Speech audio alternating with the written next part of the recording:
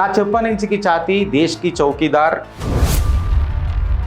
Single scam ఇప్పటిదాకా ఆయన పేరు మీద లేదు, ఆయన మీద అలిగేషన్ లేదు. అన్ఎడ్యుకేటెడ్, అన్పడ్, ఇల్లిటరేట్ అని చెప్పి ఈ అడ్డమైన వాళ్ళు నోరు వారేసుకున్నారు. తన రాజకీయ జీవితంలో ఎప్పుడు కూడా ఒక సెలవు తీసుకోలే. ఆయనని డిక్టేటర్ అని చెప్పిండ్రు.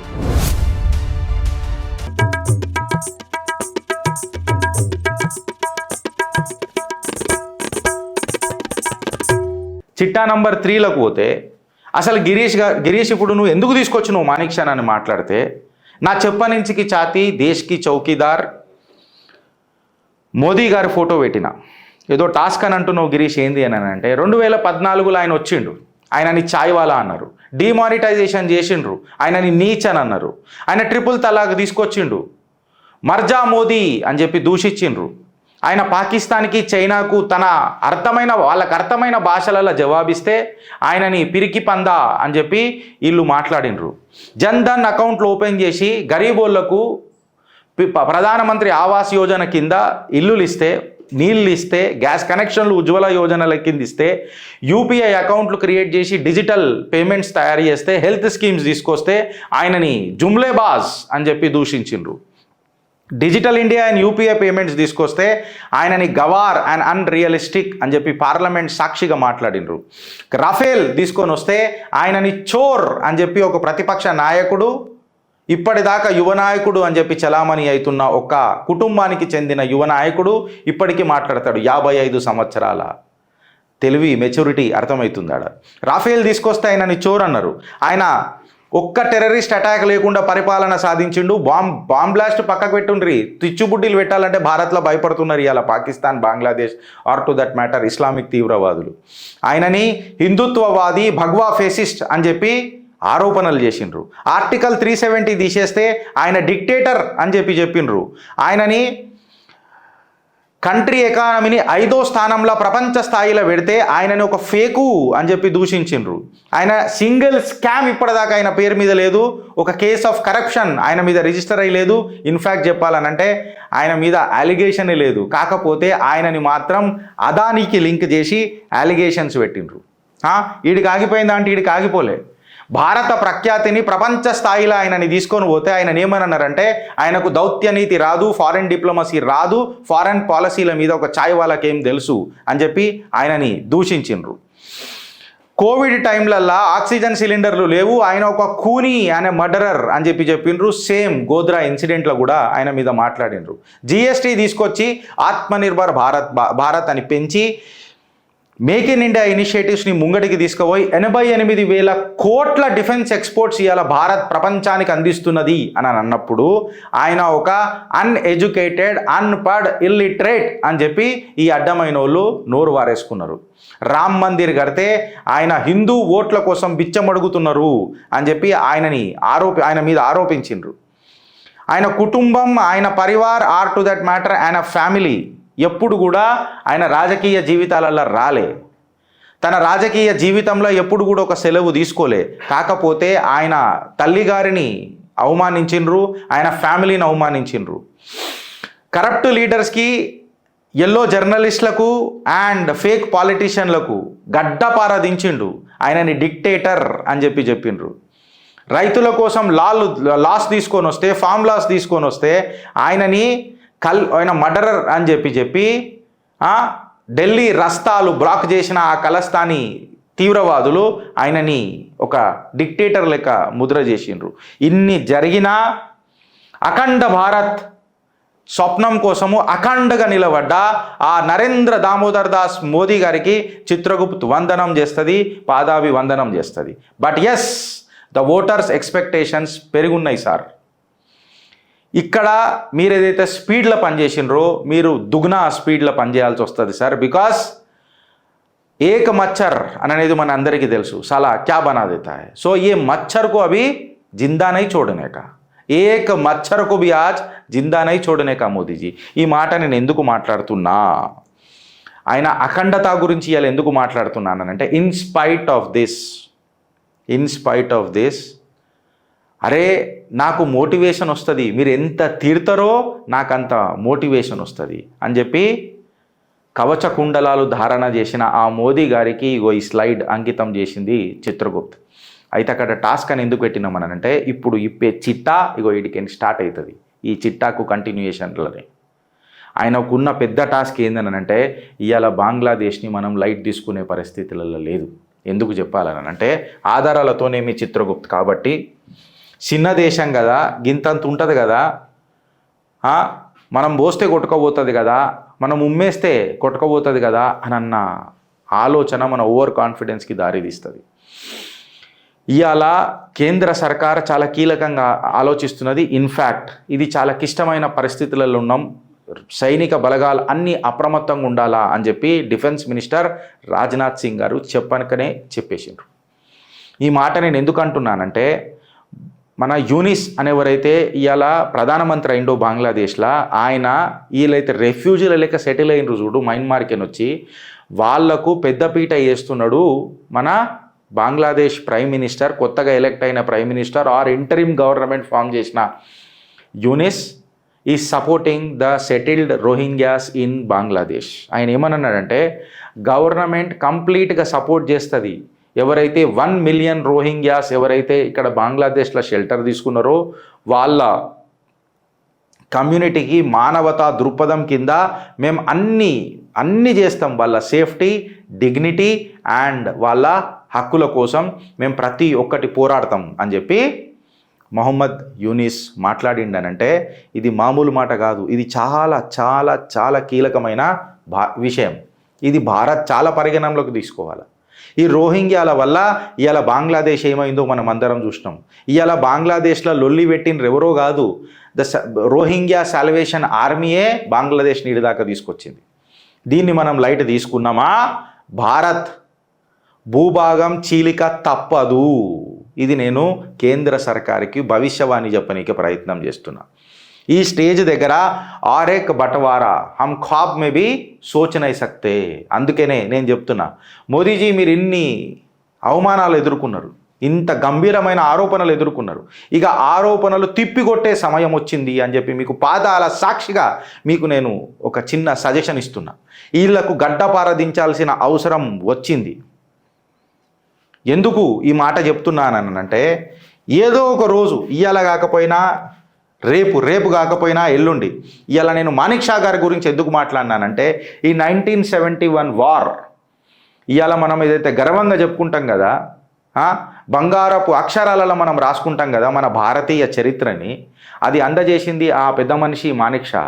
ఆయనకు కాంగ్రెస్ ఏం చేసింది అన్నది మీ ముంగట పెట్టిన నేను ఇవాళ ఈయనని తలుసుకుంటూ ఆ సైనికులను ఒకసారి తలుసుకుంటూ సైనికులకు ఇచ్చే ఆ అరుదైన గౌరవం ప్రతిసారి మనం ఇవ్వాల.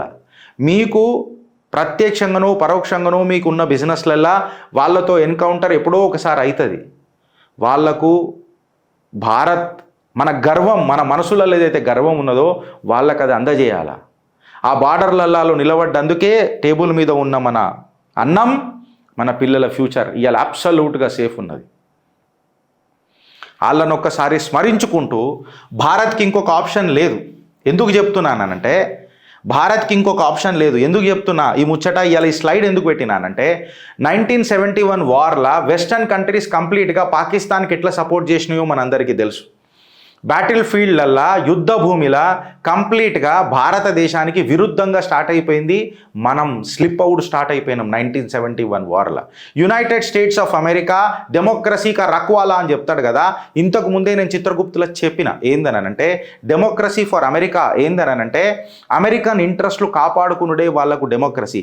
ఇదే యునైటెడ్ స్టేట్స్ ఆఫ్ అమెరికా పాకిస్తాన్ని సపోర్ట్ చేసి పొరుగు దేశాలను కూడా మనకు ఉసిగొలిపిన చరిత్ర మనం మరచినమా అని అంటున్నా. ప్రెసిడెంట్ నిక్సాన్ వార్ ప్లేన్స్ ఏవైతుండేనో జార్డన్ నుంచి, ఇరాన్ నుంచి, ఫ్రాన్స్ నుంచి, టర్కీ నుంచి పాకిస్తాన్లో ల్యాండ్ చేయించిన చరిత్ర మనం మరచినమా అని చెప్పి మిమ్మల్ని అడుగుతున్నా.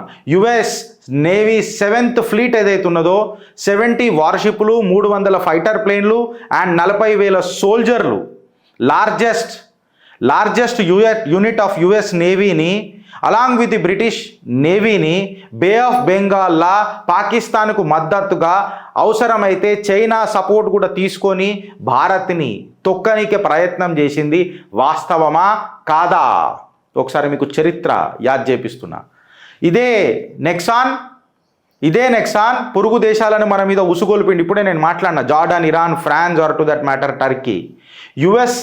యుఎస్ఎస్ ఎంటర్ప్రైజ్ ఏదైతే ఉందో largest aircraft carrier bay of బెంగాల్లకు Britain's largest warship HMS Eagle పాకిస్తాన్కి మద్దతుగా ఇండియాకి విరుద్ధంగా ఇండియన్ ఈస్టర్న్ బార్డర్లకు పంపిన చరిత్ర వాస్తవమా కాదా అని మీకు నేను హెచ్చరిక జారీ చేస్తున్నా.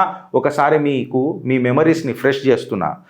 అప్పుడు భారత్ యొక్క ప్రథమ మిత్రుడు ఆల్ టైమ్ ఫ్రెండ్ అని చెప్తా, నేను ఆల్ వెదర్ ఫ్రెండ్ అని చెప్తా, రష్యా. సోవియట్ వార్ ప్లేన్లు అండ్ ఎయిర్ క్రాఫ్ట్ క్యారియర్లు, అప్పటిదాకా ప్రపంచానికి పరిచయం కాని ప్లేన్లు, ఎయిర్ క్రాఫ్ట్ క్యారియర్లు బే ఆఫ్ బెంగాల్లోకి వస్తే ఒక్కొక్కడి ప్యాంట్లు ఎట్లా తడిసిపోయినాయి. ఇదే అమెరికా వెనకకి ఎట్లా జరిగింది, ఇదే బ్రిటన్ ఆర్మీ వెనకకి ఎట్లా జరిగింది. కంప్లీట్ న్యూక్లియర్ వార్ కంప్లీట్గా వీళ్ళ పైన పెట్టిన చరిత్ర. అంటే యుఎస్ఎస్ఆర్ వచ్చి న్యూక్లియర్ వార్ హెడ్లను, ఎయిర్ క్రాఫ్ట్ క్యారియర్లను, ఎయిర్ క్రాఫ్ట్ ప్లేన్లను, ఇన్ఫ్యాక్ట్ నేవీ షిప్లను తీసుకొని వచ్చి బే ఆఫ్ బెంగాల్లో పెడితే వీళ్ళకు గజగజ వణికిన చరిత్ర మనం మరిచినమా అని చెప్తున్నా. ఇవాళ అమెరికా వచ్చి నీ మీద శాంక్షన్స్ చెప్తా అని చెప్పి మళ్ళీ నీ మీద శాంక్షన్ చెప్తా అని చెప్తే భారత్ ఇవన్నీ నడవై వాళ్ళ ఇంట్రెస్ట్ మీద వాళ్ళు పనిచేస్తారు. బికాస్ ఇక్కడ బయటి దేశానికైనా వచ్చినోడు ప్రధానమంత్రి కాలే, బయటి దేశంలోకైనా వచ్చి డామినేట్ చేసి ఒక మౌన్మోహన్ నీడ ప్రధానమంత్రి లెక్క కూర్చోబెట్టలే. ఇవాళ భారతీయులు 2014లా ఏకమై ఒక చెప్ప నుంచికి ఛాతీని నిలబెట్టినరు. ఆ చెప్ప నుంచికి ఛాతీ పైజామాలు ఊడగొడుతున్నాడు, చీరి వాడేస్తున్నాడు జరాసంధుని చీరినట్టు. ఆనాడు మహాభారతంలో మనం సాక్షులు కాలే, ఇయ్యాల నయా భారత్లా సాక్షులమైనం. భారత్ తన మాటని ప్రపంచ స్థాయిలో ఇయ్యాల గర్వంగా నిలబెడుతుందా లేదా అన్నది మీరు ఆలోచించుండ్రు. లేకపోతే ఖచ్చితంగా అనుభవిస్తారు. భారత్ని ఓడగొట్టనికే ఎన్ని దేశాలు ఒకటైనాయో మీరు చూసుకోండి. 1971లో ఆనాడు రష్యా లేకపోయినుంటే మన పరిస్థితి ఏముంటుండే అన్నది ఒకసారి ఆలోచించుర్రు. ఇయ్యాల ఆ రుణం తీర్చుకునే అవకాశం ఇవాళ పరమేశ్వరుడు మనకు అంత చేసిండు. మనం రష్యాకు ఇవాళ అండగా నిలబడ్డం, బరాబర్ నిలబడాలి కూడా. అందులో భారత్ది కూడా మతలబు ఉన్నది, ఖచ్చితంగా మనం నిలబడాలి కూడా. ఈ ముచ్చట ఇప్పుడు ఇవాళ ఎందుకు గుర్తు చేస్తున్నావు నువ్వు గిరీష్ అని అంటే, ఇవాళ కాకపోయినా రేపు కాకపోయినా ఎల్లుండి బంగ్లాదేశ్తో పాకిస్తాన్తో మనకు యుద్ధం జరగదు. సీరియస్గా చెప్తున్నా. అయిపోయా, ఖేల్ ఖతం, దుకాణం బంద్ పాకిస్తాన్ది. ఇప్పుడు బంగ్లాదేశ్తో ఖచ్చితంగా మనకు అవుతుంది. బికాస్ ఇక్కడ అమెరికన్ ఇంట్రెస్ట్లు చాలా ఉన్నాయి. భారత్ బంగ్లాదేశ్తో యుద్ధం జరుగుతుందా, దాని బెస్ట్ అప్రోచ్ ఏముంటుంది, ఫైనల్ ఆబ్జెక్టివ్స్ ఏమవుతాయి అని చెప్పి మాట్లాడితే, నేను ఇంతకుముందు కూడా మాట్లాడినా.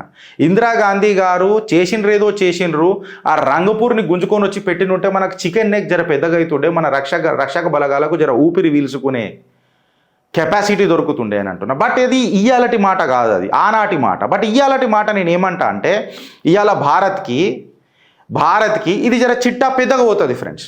ఈ చిట్టా పెద్దగా పోతుంది. దయచేసి మీకు పాదాభివందనం చేసి చెప్తా. ఎందుకనంటే ఇది మన భారత్కి సంబంధించిన విషయం, మన రక్షణ వ్యవస్థకు సంబంధించిన విషయం. దయచేసి ఇది గడపకు చేరాలి తెలుగు రాష్ట్రాలల్లో. మీరు ఇది వినాల, నరేటివ్ ఒకసారి వినండి. ఇప్పుడు నేనేమంటున్నానంటే, వెనకటికి ఏమైంది అనేది మనం తీసుకురాలేం. బట్ ఇవాళ భారత్కి తన వార్ మెషినరీ అనేది అవుతుందో అది చాలా ప్రతిభాశాలి వార్ మెషినరీ ఉన్నది, పరాక్రమమైన వార్ మెషినరీ ఉన్నది. The army or to that matter brown water or to that matter riverine navy or to that matter air force and amphibian forces అంటే నేల మీద ప్లస్ వాటర్లా కొట్లాడే ఫోర్సెస్ ఇవాళ భారత్వి చాలా ఖతర్నాక్ ఉన్నాయి. నిజంగా చెప్పాలంటే ఘాతకు ఉన్నాయి. ఇవాళ ఏవైతే రివర్స్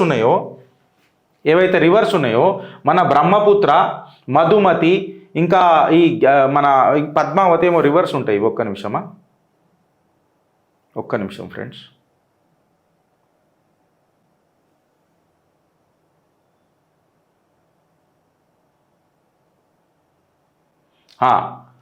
మన బ్రహ్మపుత్ర, గంగా మేఘనా రివర్స్ ఏవైతే ఉంటాయో ఇగో ఇక్కడ రాసిన నేను కంప్లీట్గా ఇక్కడ ఇక్కడ చూపించిర్రు బ్రహ్మపుత్ర ఇది ఒక క్వాడ్రెంట్ లెక్క ఫామ్ చేస్తుంది. ఇక్కడ ఈ క్వాడ్రెంట్ లెక్క ఫామ్ చేస్తుంది. ఇక్కడ మన రివరైన్ ఆర్మీ ఏదైతే రివరైన్ నేవీ ఏదైతే ఉన్నదో మన ఆంఫిబియన్ ఫోర్సెస్ ఏవైతే ఉన్నాయో 1970లో కూడా 1971లో కూడా ఇదే ఆంఫిబియన్ ఫోర్సెస్ పాకిస్తాన్ దజ్జాలు ఉడాంచినాయి. ఇప్పుడు మన దగ్గర వార్ మెషినరీ సూపర్ ఉన్నది, మన దగ్గర ఒక్కొక్క మిజైల్ సూపర్ ఉన్నది, మన దగ్గర ఉన్న రక్షక బలగాలు దుగునా ఉత్సాహంతో ఉన్నారు. ఇన్ఫ్యాక్ట్ చెప్పాలంటే దించురి నా కొడుకులకు గడ్డపారా చేకే చే సీనేమే ఉతారో అగర్ భారత్ కా కోయి శత్రు హే అని చెప్పి మాట్లాడుతున్నాడు. శత్రు భయంకరం లెక్క భారత్ ఎదిగింది. ఇవాళ ఈ తత్వాన్ని మనం తీసుకొని పోతే ఈ మాట నేను ఎందుకు అంటున్నానంటే ఈ రివరైన్ నేవీ ఏదైతే ఉన్నదో the republic of India one of the unique kind of military force మనది. ఇది కంప్లీట్గా ప్రపంచ స్థాయిలో ఉన్న ఆర్మ్డ్ ఫోర్సెస్తో కంపేర్ చేస్తారు. దాన్ని డామినేషన్ కూడా అంత పరాక్రమవంతంగా ఉన్నదని చెప్పి విశ్లేషకులు మాట్లాడతారు. ఇండియన్ రివరైన్ నేవీ ఏదైతే ఉన్నదో సుమారు 3 లక్షల ఆర్మ్డ్ ఫోర్సెస్ ఉన్నాయి, ఆంఫిబియస్ ట్రూప్స్ ఉన్నాయి మన దగ్గర, 1800 కాంబాక్ట్ బోట్స్ ఉన్నాయి మన దగ్గర. ఇది మనకు పెద్దపీట వేస్తుంది. ఇక బంగ్లాదేశ్ ఇన్ ది ఇయర్ 2024లో వాళ్ళకున్న ఆర్మ్డ్ ఫోర్సెస్ ఏదైతే ఉన్నదో 2,40,40,000. ఇక దాని తర్వాత ఇక నేను ఏం చెప్పాలనుకున్నానో మీకు అర్థమై ఉంటుంది. వీడికి ఆగిపోయిందా అంటే వీడికి ఆగదు. ఎందుకు చెప్తున్నా ఈ ముచ్చటానంటే ఈ ఏరియాస్ మనకు చాలా క్రూషల్. ఇవి జూమ్ చేసుకో సందీప్. రంగపూర్ డివిజన్ ఏదైతే ఉన్నదో ఇది మనకు చాలా క్రూషియల్. ఈ రజాసీ డివిజన్ ఏదైతే ఉన్నదో దాని క్యాపిటల్ రజాషాయి అనేది ఏదైతే ఉన్నదో ఇది మనకు చాలా క్రూషియల్. నన్ను అడిగితే ఇది ఇన్వేడ్ చేసేసేయాలి. ఇక బొరగల మజాక్ చాలా అయిపోయింది. పక్కకేని వచ్చి మయన్మార్ రూపంలో వచ్చి రెఫ్యూజీల పేర్ల మీద వచ్చి మన భారతదేశంలో మనకే జనసైడ్లు చేసి ఇవాళ ఎట్లయిపోయిందని అంటే ల్యాండ్ లేకుండా బుక్కు పట్టుకుని వచ్చినోడికి ల్యాండ్ దొరికి మనకు బుక్కు మిగిలిపోయి మన ల్యాండ్లు పోతున్నాయి. ఇవాళ బుక్కు పట్టుకొని వచ్చినోడు ల్యాండ్ గుంజుకున్నాడు, ల్యాండ్లు ఉన్నోడు ఇలా బుక్కు పట్టుకొని కూర్చొని ఉంటున్నాడు. ఓ పెద్ద అమెరికన్ ఫిలాసఫర్ చెప్పిన మాటలు చెప్తున్నా. ఈ కితాబ్ పట్టుకొని వచ్చిన వాళ్ళు మన భూములు గుంజుకునుడేంది, మన భూములు గుంజుకొని వచ్చి మన 8th గ్రేడెడ్ సిటిజన్ చేసుడేంది, మన భూభాగాల కోసం మనం కొట్లాడుడేంది, మన భూభాగాలు మన దగ్గరికి గుంజుకొని మనకు మళ్ళీ వీళ్ళు ఛాలెంజ్ చేసుడేంది. అందుకే నేను ఏమనంటానంటే ఇవాళనో రేపో ఇది జరుగుతుంది. మేబీ ఇవాళ జరుగుతుందా, రేపు జరుగుతుందా, ఎల్లుండి జరుగుతుంది కానీ జరిగిన తర్వాత మాత్రం ఇక వెనుకకు వచ్చేది లేదు. నేను మీ రక్షక బలగాలకు మోదీ సర్కార్కి భారత్ సర్కార్కి చేతులు జోడించి పెడుతున్నా. గడ్డపార దించినప్పుడు మళ్ళీ గడ్డపార ఛాతీలకే దిశ లేదు ఈసారి. ఆడు తడపడాంచాల గిరీష్ నీకు మానవత్వం లేదా అని అంటే నా భారతీయత వాడి మనసులో లేకపోతే నాకు కూడా మానవత్వం లేదు. నా మానవత్వం is directly proportional to the nationalistic agenda of the other persons ఏదైతే ఉంటుందో ఆయన మనసులో ఆయన గుండెలలో ఎంత భారతీయత ఉంటే నా మానవత్వం అంతే గట్టిగా ఉంటుంది. సింపుల్గా చెప్తున్నా. ఆడికి కాకుండా ఈ చిటగాంగ్ రీజన్ కూడా ఏదైతే ఉన్నదో ఇవిటి జర మనం గట్టిగా గుంజుకోవాలి. గట్టిగా గుంజుకున్నాం అనుకో ఈ Rangpur division western part of Rajshahi ఏదైతే ఉన్నదో ఇవి కంప్లీట్గా మనకు వస్తే ఈ వెస్టర్న్ బంగ్లాదేశ్ ఏదైతే ఉన్నదో ఇవాళ అది మనకు ఒక మంచిగా సింక్ క్రియేట్ చేస్తుంది మన నిజంగా చెప్పాలంటే రక్షక బలగాలకు. నేను ఓన్లీ టెరిటోరియల్గా మాట్లాడుతున్నా. ఇన్ఫ్యాక్ట్ ఇది నా విశ్లేషణ కాదు, పెద్ద పెద్ద డిఫెన్స్ ఎక్స్పర్ట్స్ రాస్తే నేను తీసుకొని వచ్చి మాట్లాడుతున్నా. నేను సోర్స్ కూడా మీకు అబ్సల్యూట్గా పెడతా, అలా డౌట్ ఏం లేదు నా దగ్గర. సో ఇది నా మేధస్సు అని నేను అనుకుంటలేను. అండ్ ఇన్ఫ్యాక్ట్ మాణిక్ షా గారి మీద కూడా మాట్లాడితే ఒక కాషాయ కార్యకర్తనే నాకు మొన్న పంపిండు, అన్న గిట్ల అయింది అని. ఆయనకు కూడా నేను పాదాభివందనం చేస్తా. బ్రదర్ ఒక వాలంటీర్ లెక్క మాకు పనిచేసినావు, ఆ మహనీయుడు మాకు మళ్ళీ ఒకసారి పరిచయం చేసుకునే ఏమంటావు మాకు ఆస్కారం ఇచ్చినావు. అయితే ఇక్కడ ఏమైపోతుంది అని అంటే ఇక్కడ ఒక మ్యాసివ్ లివింగ్ స్పేస్. ఇన్ఫ్యాక్ట్ చెప్పాలంటే హిందూ పాపులేషన్ డామినేషన్ పెరుగుతుంది ఈ West Bengal or to that matter ఈ ఏరియాస్ మనకు వస్తాయి. అప్పుడు చెప్తాం ఛాతీ పులాంచి నిలబడి గట్టిగా తలకాయ లేవట్టి మాట్లాడదాం. దా భారత్తో పెట్టుకుంటావా, దా బాణాలు ఈడగొట్టుడు ఆడగొట్టుడు కాదు, పిచ్చివాడమే ఆగలాగే మారేంగే సాలంకు అని అన్నట్టు చూపిద్దాం. శత్రు భయంకర భారత్ ప్రపంచానికి పరిచయం చేద్దాం. ఆ డీప్ స్టేట్కి కూడా చాలా డీప్ ఇన్ థాట్ అయ్యేటట్టు భారత్ని పరిచయం చేద్దాం. నేను చెప్పింది మీకు ఈ కథనం నచ్చినట్టయితే మీ కమెంట్ రూపంలో చెప్పుండ్రి ఫ్రెండ్స్. ఇది ఆపలేం మనం. ఇవాళ కాకపోతే రేపు కాకపోతే ఎల్లుండి ఇది జరగాల్సిందే. In fact directly or indirectly Rajnath Singh garu చాలా క్లిష్టమైన పరిస్థితులలో ఉన్నాం, బలగాలు అప్రమత్తంగా ఉండాలని చెప్పి కూడా చెప్పాడు. ఛాన్స్ గుంజుకొచ్చుడే పైజామా పట్టించారు దేశాలను పెద్దగా పట్టించుకునేదే లేదు. పీకుడుగాడు ఆడేదో బయలాజికల్ వెపన్లు ఉన్నాయని ఈడు యుద్ధం చేస్తే తప్పులేదు. నా భూభాగాన్ని నేను తీసుకొనికే మనం ఎందుకు భయపడాలి ఫ్రెండ్స్? యుద్ధం చాతగానోడే మొరాలిటీ అని చెప్పి మాట్లాడతాడు, మానవత్వం అని చెప్పి మాట్లాడతాడు. ఆలోచిస్తారా లేక అనుభవిస్తారా? ఈ కంటెంట్ మీకు నచ్చినట్టయితే మీరు కామెంట్ రూపంలో చెప్పుర్రి ఫ్రెండ్స్. ఇంకా ఫ్యూచర్గా ఏమైనా సజెషన్స్ ఉంటే ఈ కంటెంట్ మీద ఐ రిక్వెస్ట్ యూ. మాకున్న కోడి దిమాగ్లో మేము చేసినాం, మాకు అర్థమైంది. వాళ్ళ మేధావులు ఏదైతే చెప్పారో మేము చేసినాం. మా ఐక్యూ లెవెల్ అంత పెద్దగా లేదు, విశ్లేషకారుల లెక్క భారత్ డిఫెన్స్ మీద మాట్లాడేంత పెద్దోళ్ళు మాట్లాడిని నేను మీకు తీసుకొని వచ్చి పెట్టిన. సో మీకు ఇంకా ఎక్కువ ఇన్ఫర్మేషన్ ఉంటుంది, బికాజ్ వాలంటీర్ నుంచి మాకు చాలా ఇన్ఫర్మేషన్ వచ్చింది. మీరు కమెంట్ రూపంలో చెప్పరు, లేకపోతే కింద స్క్రోలింగ్ అవుతున్న నంబర్కి మీరు వాట్సాప్ కూడా చేయొచ్చు. పుట్టింగ్ యువర్ నేమ్, మీ పేరు చెప్పి మీ ఊరు పెట్టి చెప్తే మీకు మేము కృతజ్ఞతలు కూడా తెలియజేస్తాం. భారత్ మాతాకి జై.